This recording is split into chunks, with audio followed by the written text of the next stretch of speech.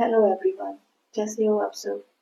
I hope आप सब अच्छे होंगे, खुश होंगे अपनी लाइफ में। टैरेट कार्ड सिखाने वाली वीडियो होगी।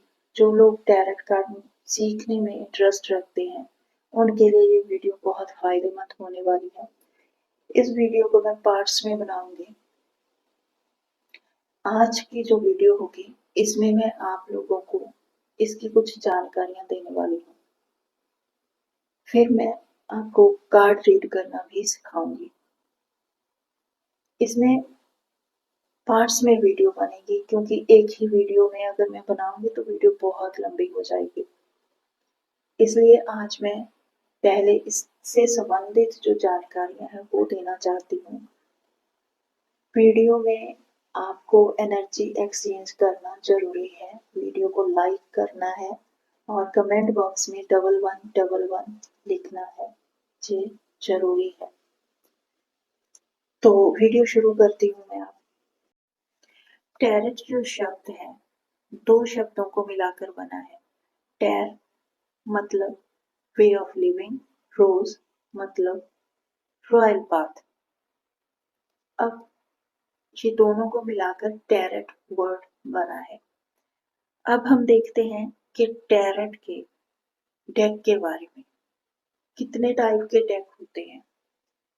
इसमें होता है Rider and Waite tarot deck.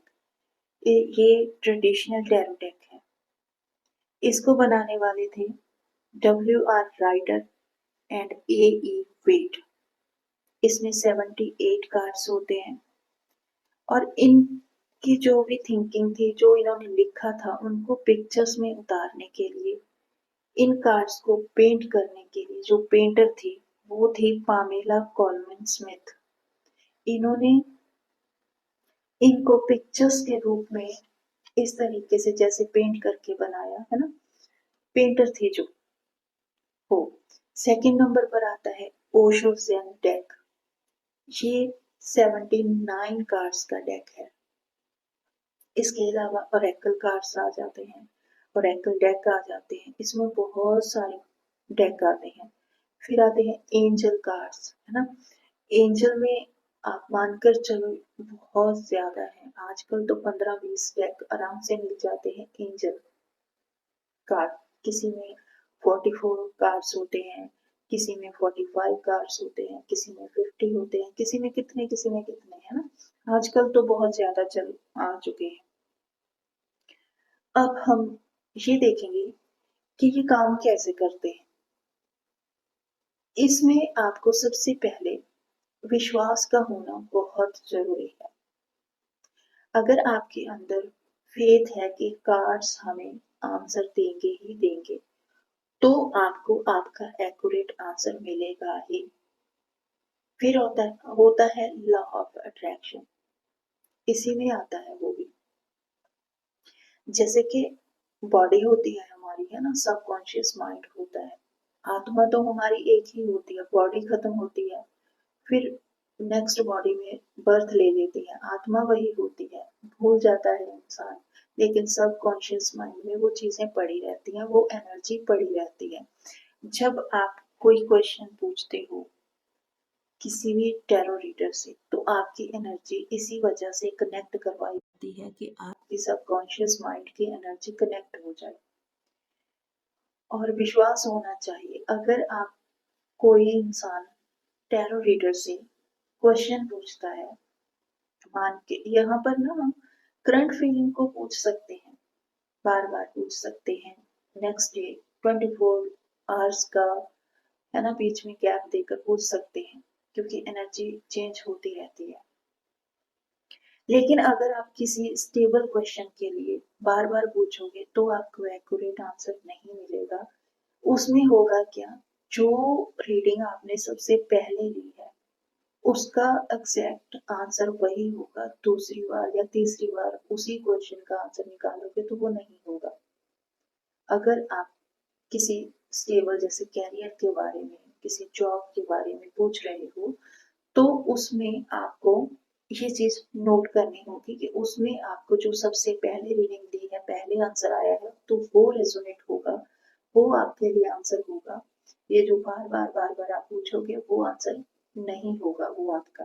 ठीक है, तो अभी हम ये देखते हैं कि इसमें आता क्या क्या है।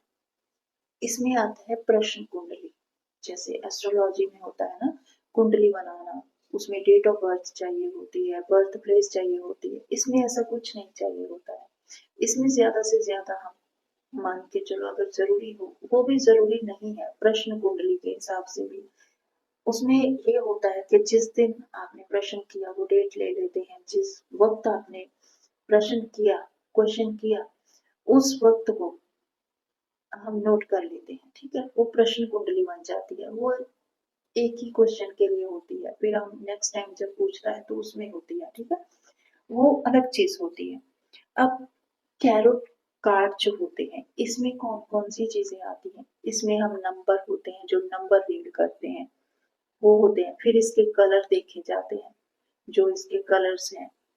फिर इसकी साइन लैंग्वेज देखी जा रही है कि क्या क्या साइन दिए जाते हैं। ठीक है, ये चीजें होती हैं। इसमें एस्ट्रोलॉजी का भी आ जाता है। ठीक है, तो यहाँ तक तो हो गया ये बेसिक सी जानकारी। अब हम आते हैं एलिमेंट के ऊपर। कितने एलिमेंट होते हैं, है ना। एलिमेंट 5 होते हैं। 5 एलिमेंट कौन कौन से होते हैं। Earth, air, fire, water and sky. ये 5 एलिमेंट होते हैं। अब पांचों एलिमेंट के ना अलग अलग पार्ट होते हैं। जैसे हो गया अर्थ, हो गया है ना। अर्थ में क्या है, स्मेल भी आती है। जब पानी डालते हैं मिट्टी में तो स्मेल आती है, कीचड़ बन जाता है, स्मेल आती है ना। तो इसका टेस्ट भी होता है। जो अर्थ होती है, पहले हम अर्थ के बारे में बता रहे हैं। इसका टेस्ट होता है, इसका विजन होता है, हम देख सकते हैं इसको, टच कर सकते हैं इसको। और इसकी साउंड भी होती है। जब हम जमीन पर कुछ भी ऐसे मारेंगे तो आवाज आएगी। ठीक है, वो साउंड भी इसमें मैटर करती है। फिर आता है वाटर। वाटर का अब कोई इस तरीके से हम नहीं ले सकते कि इसकी अपनी कोई स्मेल है। अगर इसमें कोई चीज मिलाओगे तो इसकी स्मेल आएगी, अदरवाइज नहीं आएगी। तो फिर इसका टेस्ट भी होता है। टेस्ट आप जब इसको अकेले को पियोगे तो अलग टेस्ट होगा, अगर ये किसी चीज में मिलाकर पियोगे तो अलग टेस्ट होगा। आपको पता चल जाएगा कि आप पानी पी रहे हो या कोई और चीज पी रहे हो, है ना। तो पानी को हम देख भी सकते हैं, पानी को हम टच भी कर सकते हैं, पानी की हमें आवाज भी सुनाई देती है। फिर आता है फायर। फायर जो होती है उसकी अपनी कोई स्मेल नहीं होती, है ना। लकड़ी जलाएंगे तो लकड़ी की स्मेल आएगी, उसकी अपनी कोई स्मेल नहीं होती। और उसका कोई टेस्ट भी नहीं होता। आग को कौन खाएगा, है ना। तो टेस्ट भी नहीं होता। हाँ, आग को हम देख सकते हैं, आग को हम छू भी सकते हैं। और आग जो है आवाज भी करती है ना। चिट की आवाज आती है ना आग की जब बढ़ जाती है तो। इसी तरीके से हम एयर की तरफ आते हैं। एयर की अपनी कोई स्मेल नहीं होती है, और एयर का कोई टेस्ट भी नहीं होता। एयर हम देख भी नहीं सकते। एयर को एक तरीके से उसका टच फील कर सकते हैं हम लोग, लेकिन उसको देख नहीं सकते। उसकी साउंड आती है, आवाज आती है, हमें सुनाई देती है। इसी तरीके से स्काई। स्काई जो होता है, हम उसको ना तो टच कर सकते हैं, ना उसका टेस्ट होता है, ना उसका विजन होता है कोई, हम, है ना। हम उसको स्काई को देख तो सकते हैं।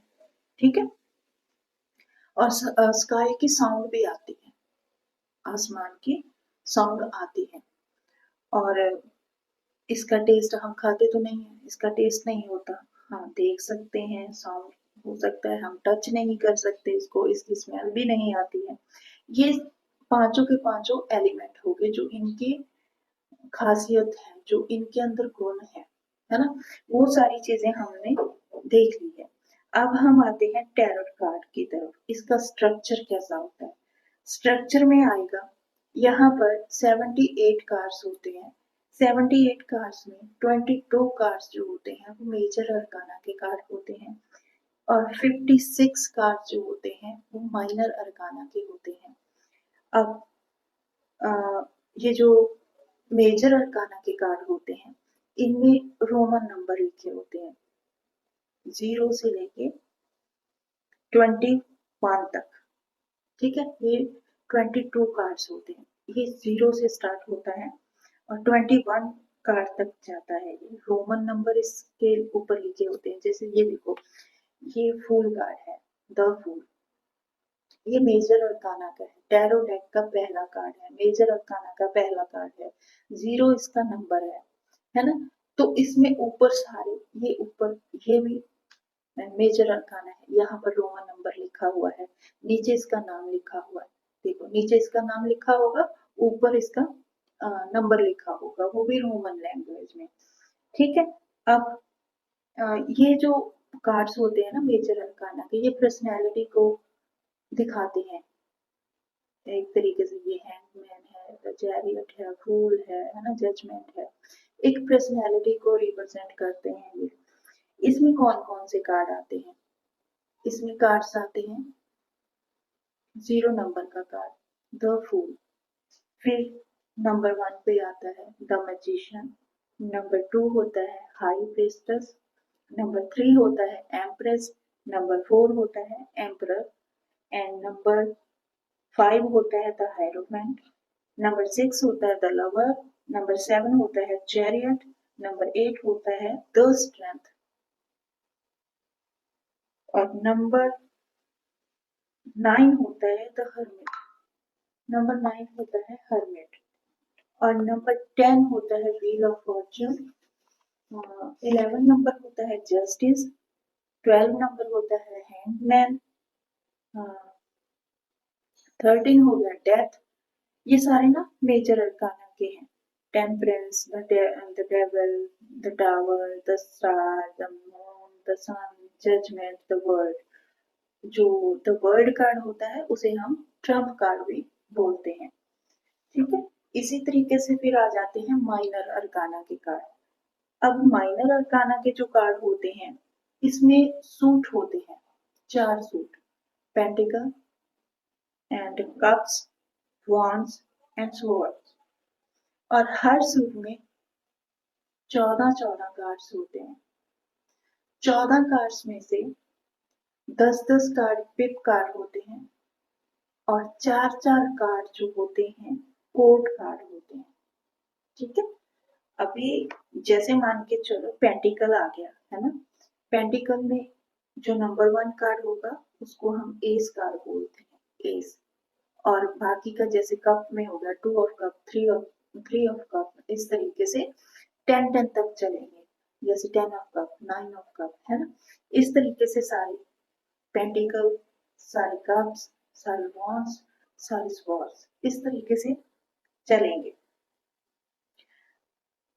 अब जो मेजर अरकाना के कार्ड होते हैं उसमें नीचे सिंपल नाम लिखा होता है, ऊपर रोमन लैंग्वेज में नंबर लिखे होते हैं।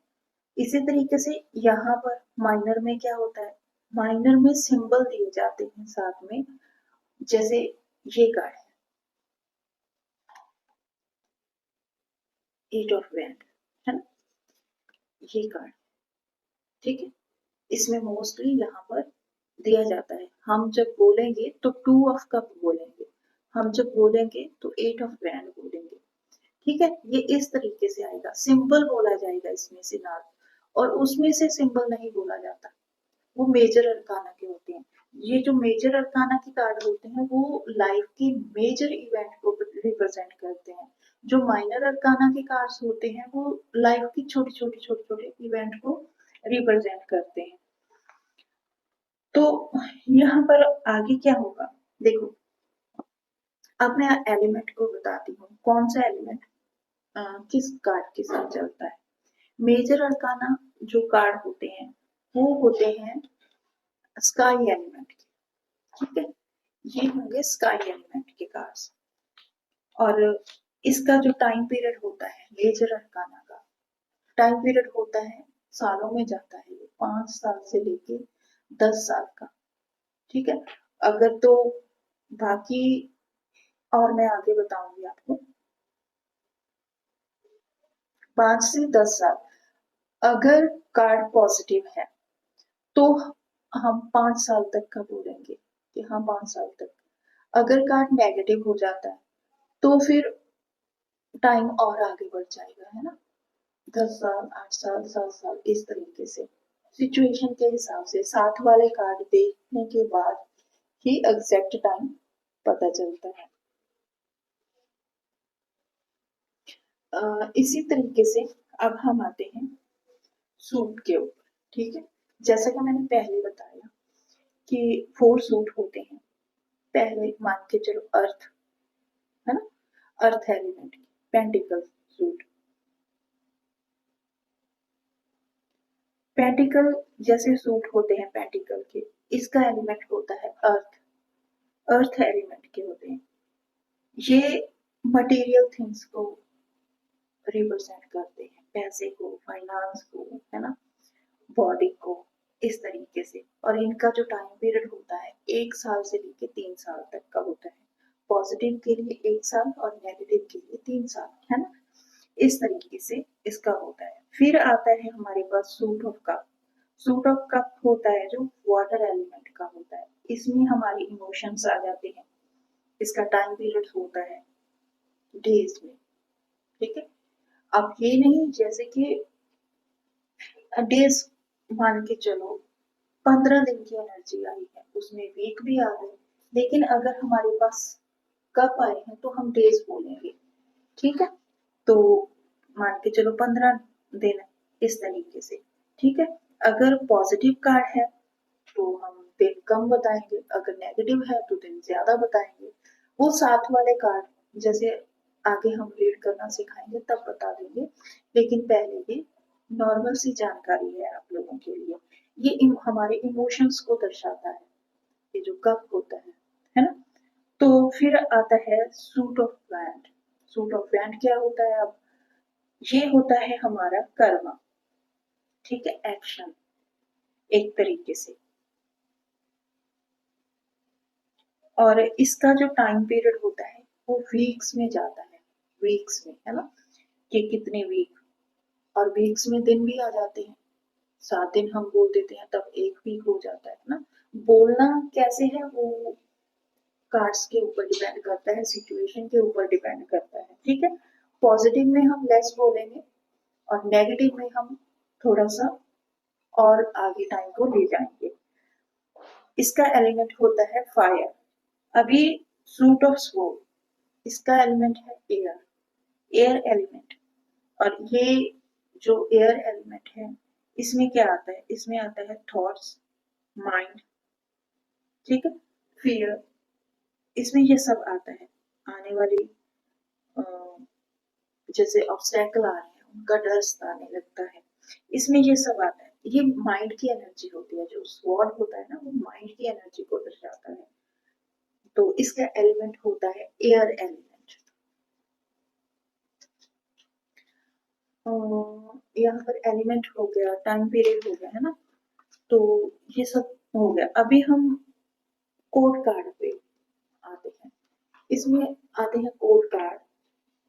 जैसा कि मैंने पहले बताया, ये जो फिफ्थ कार्ड होते हैं वो 1 से 10 तक होते हैं। जो बाकी के 4 4 कार्ड होते हैं, हर एक सूट में 4 कार्ड होते हैं, वो कोड कार्ड होते हैं। और उनमें से कौन कौन से आते हैं? पेज, है ना, नाइट, क्वीन एंड किंग। अब ये जो होते हैं इसमें क्या कुछ आता है? जो पेज होते हैं इमेच्योर होते हैं, बचपना होता है इनमें, चाइल्डिश बिहेव करते हैं। मेच्योरिटी लेवल जो होता है 18 साल से कम उम्र के होते हैं ये जो पेज होते हैं, ठीक है। और ये सेटिस्फाई नहीं होते, इनको डर सताता ही रहता है। ये टिकते नहीं है एक जगह, कुछ भी करेंगे, कुछ भी मतलब ऐसे ही बच्चों वाली एनर्जी होती है ये। फिर आता है नाइट, ये वॉरियर की एनर्जी होती है। इनमें जो डिसीजन मेकर होते हैं ये बहुत अच्छे होते हैं, मेच्योर होते हैं, एनर्जेटिक, प्लानर, ये सब होते हैं। एक डिसीजन लेने में सक्षम होते हैं। एक यूथ पर्सनैलिटी होती है, मेच्योरिटी होती है, मेजॉरिटी लेवल जो होता है इनका 25 साल से लेकर 35 साल के बीच में आता है। ठीक है, इसी तरीके से क्वीन होती है। क्वीन क्या होती है? क्वीन मैच्योर होती है, इसके ऊपर घर की जिम्मेदारियां होती हैं, इसको सब कुछ संभालना होता है। फेमिनाइन एनर्जी होती है, सॉफ्ट होती है, इमोशनल होती है। इनका जो मेच्योरिटी लेवल होता है वो 25 से 35 साल का होता है। और फिर आ जाते हैं किंग। किंग क्या होते हैं? किंग मैच्योर होते हैं, पावरफुल एनर्जी होती है, स्टेबिलिटी होती है कि जो एक बार बोल दिया बोल दिया। फैमिली के हेड होते हैं, है ना? इस तरीके की एनर्जी होती है। अथॉरिटी अथॉरिटी होती है इनके पास, है ना?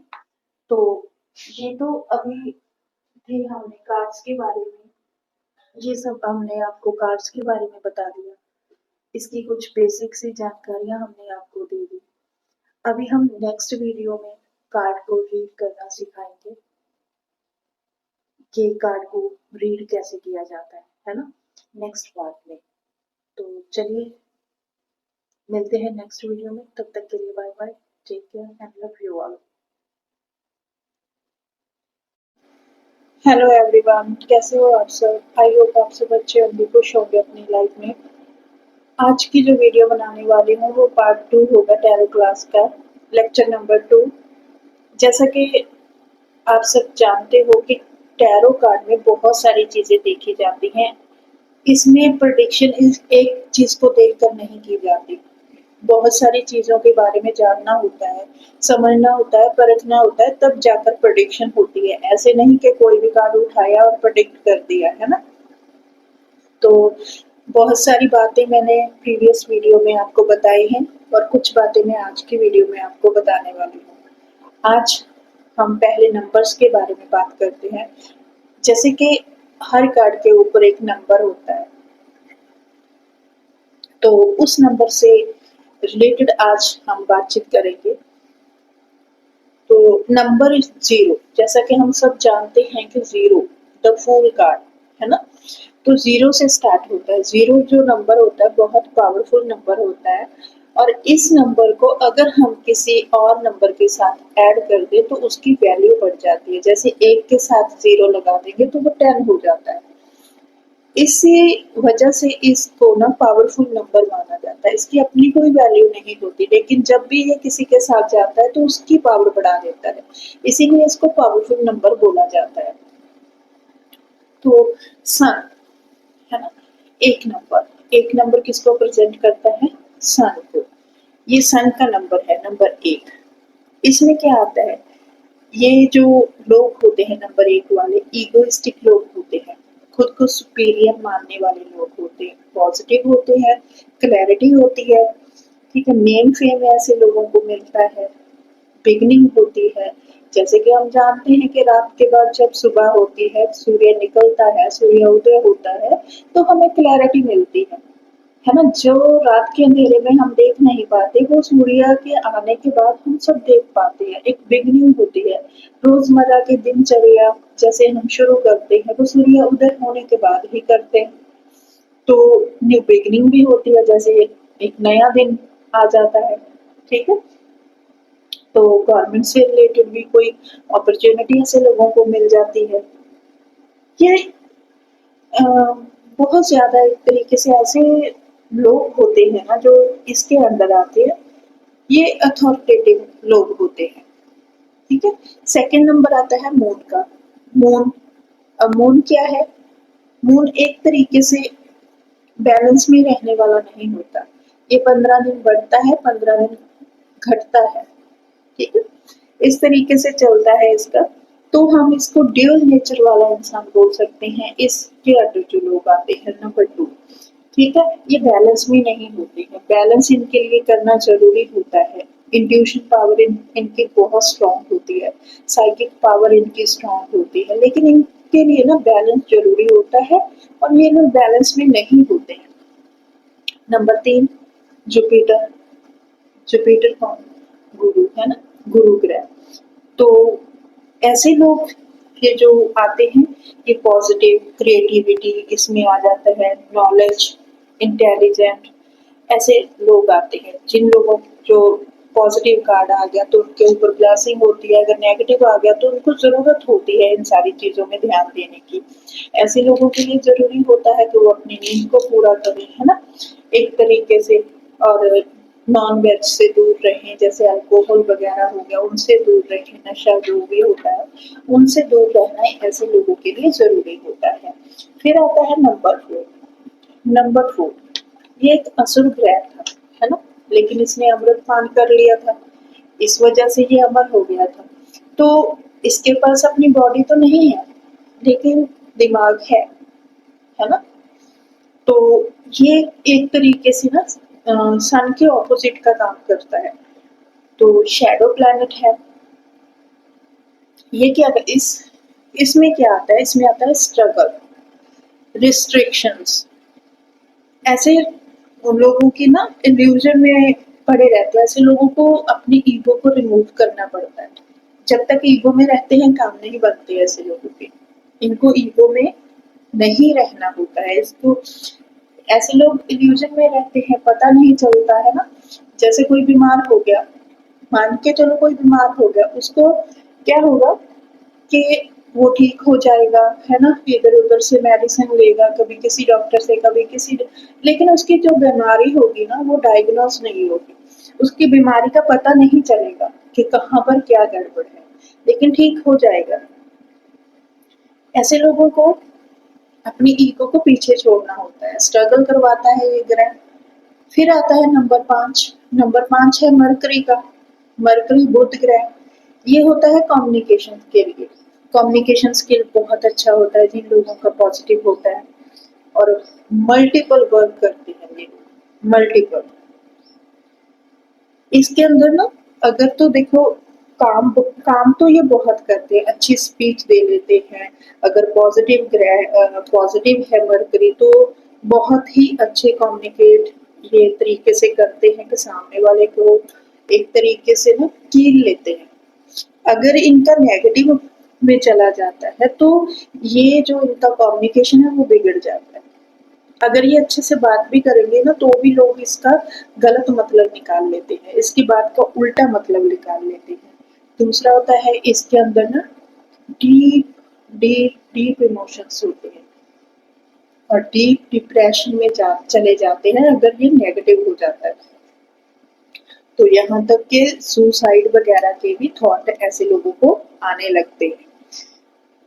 फिर आता है नंबर 6। नंबर 6 क्या है? वीनस, शुक्र ग्रह। शुक्र ग्रह जो होता है हमारी फैमिली का होता है, लग्जरियस लाइफ का होता है, ब्यूटी का होता है, फैशन का होता है ना? जो भी हमें चीजें खुशी देती हैं, ये जो है, तो उन सारी चीजों के लिए वीनस ग्रह को माना जाता है। इसमें आ जाता है बड़े बड़े बड़े घर, बड़ी बड़ी गाड़ियां, है ना? ब्यूटी। ये लोग ना फैमिली ओरिएंटेड होते हैं, अपनी फैमिली से बेहद प्यार करते हैं ये लोग, अपनी फैमिली से पूरे तरीके से अटैच रहते हैं। ऐसे लोगों को ये जो 6 नंबर है, इसको यूनिवर्सल मदर के रूप में भी देखा जाता है। फिर आता है केतु, नंबर 7। नंबर 7 पे क्या है? केतु। अब केतु के पास अपना दिमाग तो है नहीं, क्योंकि वो तो बॉडी बॉडी है ना? राहु और केतु कट गए थे, इनकी गर्दन कट गई थी, तो जो बॉडी थी उसको केतु बोला जाता है, जो सर था उसको राहु बोला जाता है। तो ये क्या थे? केतु। ये सिर्फ बॉडी है, इल्यूशन है एक तरीके से, क्योंकि दिमाग नहीं है उनके पास। दिमाग तो राहु के पास चला गया, है ना? इसको पता नहीं। ये लोग ना डीप डीप डीप रिसर्च करने वाले लोग होते हैं, क्योंकि दिमाग नहीं है कि फटाक से सोच लेंगे, ये रिसर्च में माहिर होते हैं। ये रिसर्च करते रहते हैं, जैसे कि पीएचडी लोग करते हैं, है ना? वो भी इसी में आते हैं। इनके अंदर साइकिक पावर बहुत होती है, बहुत हाई होती है, और हाईली ये स्पिरिचुअल इंसान हो जाते हैं। स्पिरिचुअलिटी में ये बहुत अच्छा काम करते हैं। फिर आता है सैटर्न का नंबर, ठीक है? सैटर्न यानी शनि। शनि ग्रह किसे कहते हैं? एक तरीके से ये न्यायाधीश है, जज है, ठीक है? ऐसे नंबर वाले लोगों को सक्सेस तो मिलती है, लेकिन स्ट्रगल के बाद, है ना? ऐसे लोगों को स्ट्रगल करनी पड़ती है, मेहनत करनी पड़ती है, ऐसे लोगों को सात्विक भोजन करना पड़ता है। तो सात्विक होते भी हैं जो इस नंबर वाले होते हैं।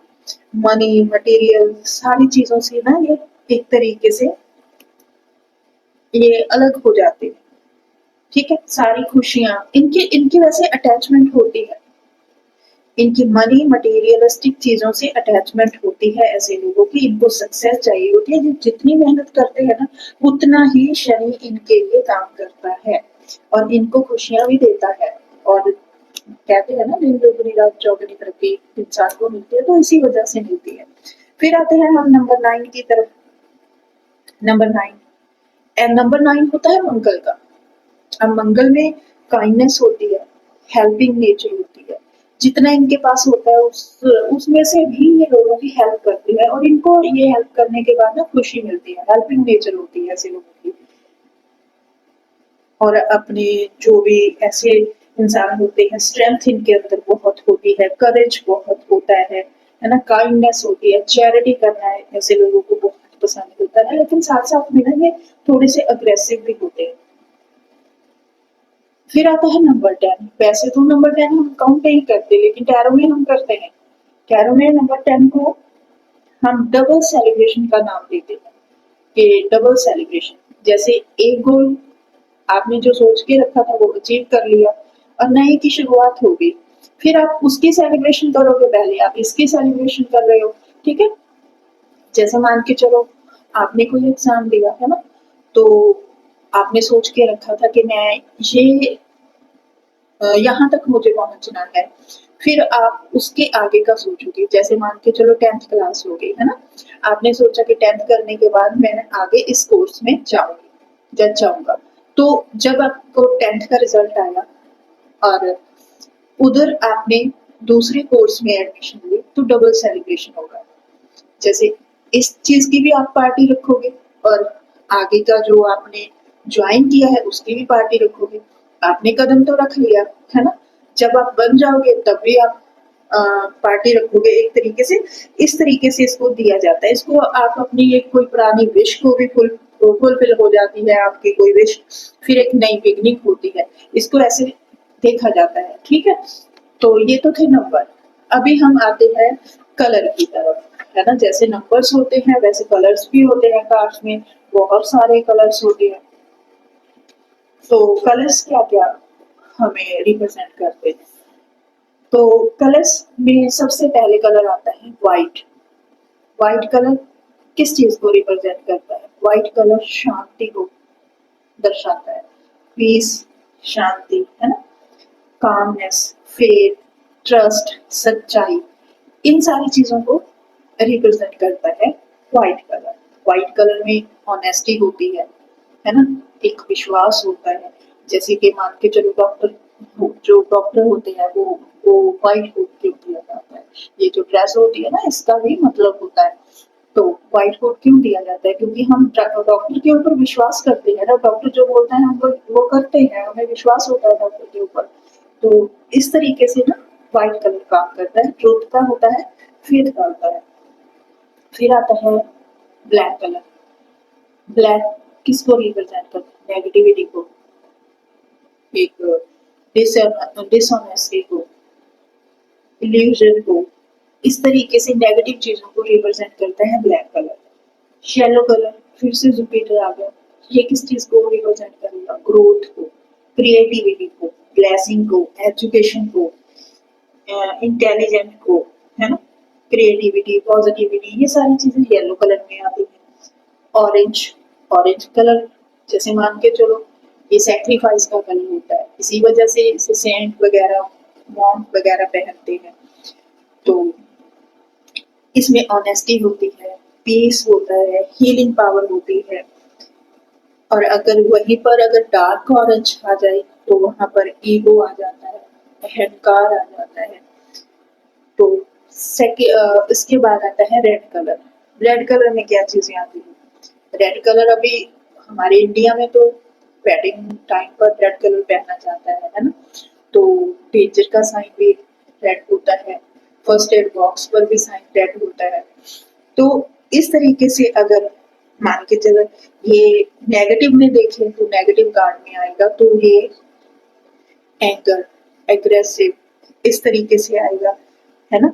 तो अगर पॉजिटिव कार्ड आता है तो लव, पैशन, अफेक्शन, डिजायर, ये सारी चीजें इसमें आती हैं। ब्लू कलर, ब्लू कलर किसको बताता है? ये स्काई का होता है, सी का होता है, ये डेप्थ को बताता है। ना तो हम सी के अंदर जा सकते हैं, सी की डेप्थ को नाप सकते हैं, है ना, ना स्काई तक पहुंच सकते हैं। तो इसमें आता है पॉजिटिविटी, पीसफुल, कामनेस, डेप्थ। सबसे बड़ी बात आ जाती है डेप्थ, और इमोशंस को भी ये रिप्रेजेंट करता है। फिर आता है ब्राउन, ब्राउन कलर किसका होता है? लकड़ी का हो गया, अर्थ का हो गया, मिट्टी का हो गया, है ना। तो ये चीजें क्या है? मटेरियलिस्टिक प्लेजर, जिसमें हमें सारी चीजें आ जाती हैं, क्यूरियोसिटी आ जाती है, जानने की इच्छा आ जाती है, जो भी हमारी धरती पर चीजें हैं उन सारी चीजों के का प्लेजर जो आप फील कर पाते हो, जो आप चाहते हो पाना, है ना, वो सारी चीजें इसी में आ जाती है। फिर आता है ग्रीन। अब ग्रीन कलर किस चीज का हो गया? ये नेचर का है, प्लांट्स का है, प्लांट्स कैसे ग्रो करते हैं, ग्रोथ का है, ठीक है। और ग्रो करके कितना वक्त तक हमें ऑक्सीजन देते हैं, छाया देते हैं, है ना। तो वो चीजें इसमें आ जाती हैं, प्रोस्पेरिटी आ जाती है, स्टेबिलिटी आ जाती है। ग्रीन अगर किसी इंसान को ना, मान के चलो ग्रीनरी, है ना, किसी इंसान को प्रॉब्लम आ रही है प्रोस्पेरिटी में, स्टेबिलिटी में, तो ज्यादा से ज्यादा ग्रीन कलर पहनना चाहिए ऐसे लोगों को। फिर आता है वायलेट कलर। वायलेट कलर अब क्या है? दो कलर को मिक्स करके ये वायलेट कलर बनता है। ये होता है स्पिरिचुअलिटी की तरफ जाता है ये कलर, ठीक है। स्पिरिचुअलिटी इसमें आती है। ये रेड, 50% रेड 50% ब्लू को मिक्स करोगे तो वायलेट कलर बन जाएगा। तो ये बैलेंस को भी बताता है हमें, बैलेंस, स्पिरिचुअलिटी, साइकिक एबिलिटी, ये सारी चीजें, कामनेस इसी में आती हैं। फिर आता है पिंक कलर।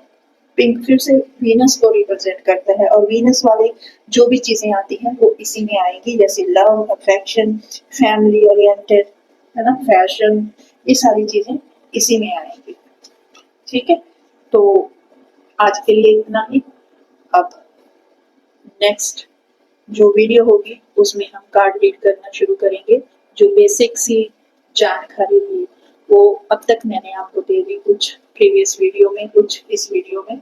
तो आप इसको ध्यान से सुनिएगा और अच्छे से समझना है। वीडियो को लाइक भी करना है और कमेंट भी करना है, 1111 लिख के, ठीक है। तो चलिए मैं मिलती हूँ नेक्स्ट वीडियो में लेक्चर नंबर 3 के साथ। तब तक के लिए bye bye, take care, I love you.